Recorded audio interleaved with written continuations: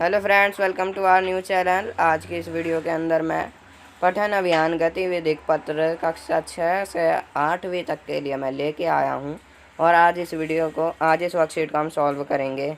तो ये जो वर्कशीट है 10 फरवरी 2022 की है और यहाँ पे आपको अपना नाम डाल देना है। मैं यहाँ अपना नाम डाल देता हूँ।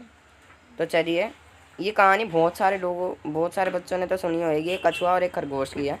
तो यहाँ पे आपको सबसे पहले अपने टीचर का नाम डालना है और ये जो क्रम संख्या है वो 21 है। तो चलिए आज के इस वीडियो को स्टार्ट करते हैं। उससे पहले अगर आपने मेरे चैनल को लाइक, सब्सक्राइब, शेयर नहीं किया है तो आप वो भी कर दें, ताकि अगर मैं आपको कोई भी वर्कशीट सेंड करूँ तो वो आपके पास जल्दी से जल्द पहुँच जाए।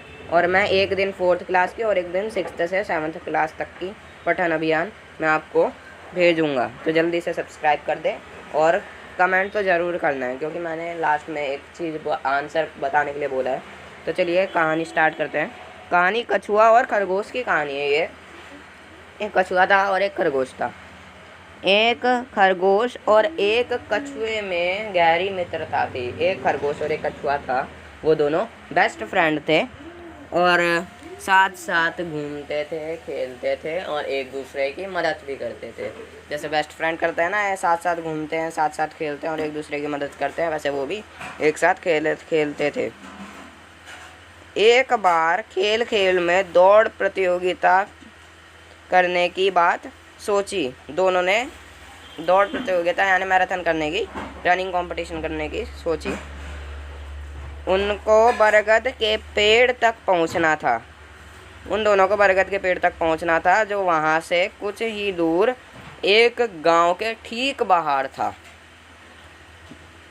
दौड़ शुरू हुई और देखो, उनको पेड़ के पास पहुंचना था, जो गांव से ठीक बाहर था। अब दौड़ शुरू हो गई।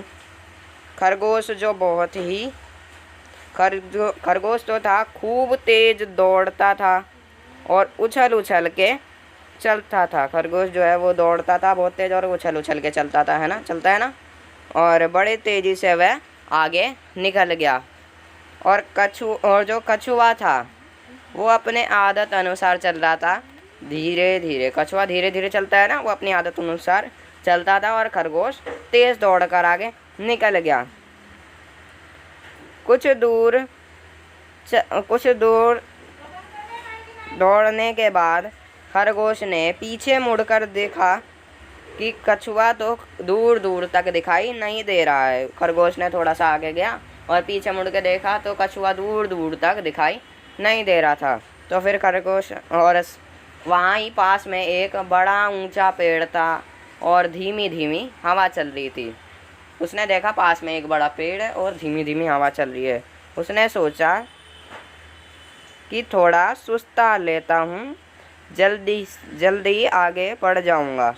कछुए को तो यहाँ तक पहुँचने में बहुत देर लगेगी, वह सोचकर पेड़ के नीचे लेट गया। उसने ये सोचा कि कछुए को तो देर लगेगी, मैं इतने तक थोड़ा सुस्ता लेता हूँ। लेकिन ऐसा बिल्कुल भी नहीं हुआ। वह जैसे ही उसकी नींद टूटी, वो झटपट से बरगद का पेड़ था जहाँ उनको पहुँचना था, वो झटपट से वहाँ पहुँचा। लेकिन जो कछुआ था वो धीरे धीरे चलकर वहाँ पहले ही बरगद के पेड़ के पास पहुँच चुका था। यहाँ देखें, और बढ़ता जा रहा था। खरगोश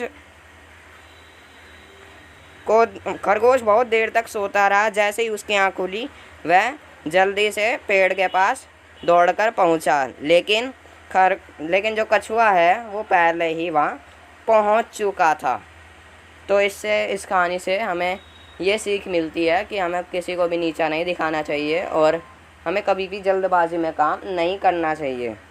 तो चलिए यहाँ का प्रश्न शुरू करते हैं। पहले दिया है, इस कहानी को अच्छी तरह आप अपने माता या पिता एक मिनट रुकिए, पहले मैं ये मिटा देता हूँ ऊपर जो लाइनें करी थी मैंने। हाँ, तो चलिए स्टार्ट करते हैं। इस कहानी को अच्छी तरह पढ़कर आप अपने परिवार के सदस्यों को सुनाइए। इस कहानी को अच्छी तरह पढ़ना है और अपने परिवार के सदस्यों को सुनाना है और कठिन शब्दों की सूची बनानी है, यानी जो आपको मुश्किल शब्द लग रहे हैं उनका लिस्ट बनाना है और आपको उनकी प्रैक्टिस करना है बोलने की। तो चलिए अब मैं अगली जो है वो मैं आपको समझा देता हूँ, नेक्स्ट आंसर। हाँ तो बच्चों देखिए यहाँ पे आप फ्रेंड्स ऐसे यहाँ पे आपको लिखना है, आज की डेट डालनी है, पठन अभियान गतिविधि पत्र लिखना है और यहाँ मैंने फर्स्ट डाल रखा है क्योंकि पहले का आंसर मैंने आपको पहले ही बता दिया था। तो चलिए अब हम यहाँ स्टार्ट करते हैं। कहानी में एक जगह आया है, धीमी धीमी हवा चल रही थी। कहानी में एक जगह लिखा हुआ आया था कि धीमे धीमे हवा चल रही थी जब खरगोश सो गया था ना। जब क्या हवा चलने की आवाज़ आपको महसूस कर पाते हैं? जो हवा चलती है उसकी आवाज़ आप सुन पाते हैं थोड़ी सी भी, और अगर आप महसूस कर पाते हैं वो आपको यहाँ बताना है। आपको कैसे पता चलता है कि हवा चल रही है? एक वाक्य में लिखिए। आपको कैसे पता चलता है कि हवा चल रही है वो आपको एक ही वाक्य में लिखना है। तो यहाँ पे मैंने ये आंसर लिखा है, जब हवा चलती है तो ठंडक महसूस होती है। जब हवा चलती है ठंडी ठंडी हवा लगती है ना, जब हवा चलती है जब ठंडी ठंडी हवा लगती है और हल्की चीज़ें उड़ने लगती है, जैसे कि पेपर हो गया, चीज़ के पैकेट हो गए और वैसी चीज़ें हवा में उड़ने लगती है। तो अब हम थर्ड आंसर देखेंगे। मैंने सेकंड लिख दिया, सॉरी। आप अपने माता पिता के साथ बाज़ार जाते हैं, वहाँ पर आपको किस तरह की आवाज़ें सुनते हैं? तो आप अपने माता पिता के साथ जब बाज़ार जाते हैं वहाँ आप किस किस तरह की आवाज़ें सुनते हैं यहाँ बतानी है। वह आवाज़ें आपको कैसी लगती है, वो आवाज़ें आपको कैसी लगती है, इसके बारे में 2 या 3 वाक्य लिखिए। इसके बारे में आपको 2 या 3 वाक्य लिखने हैं। जब मैं अपने माता या पिता के साथ बाज़ार जाता हूँ तो मुझे सब्ज़ी वालों की आवाज़ सुनाई देती है। जब आप अपने माता पिता के साथ जब बाज़ार जाते हैं या आपको सब्ज़ी बेचने वालों की आवाज़ सुनाई देती है ना।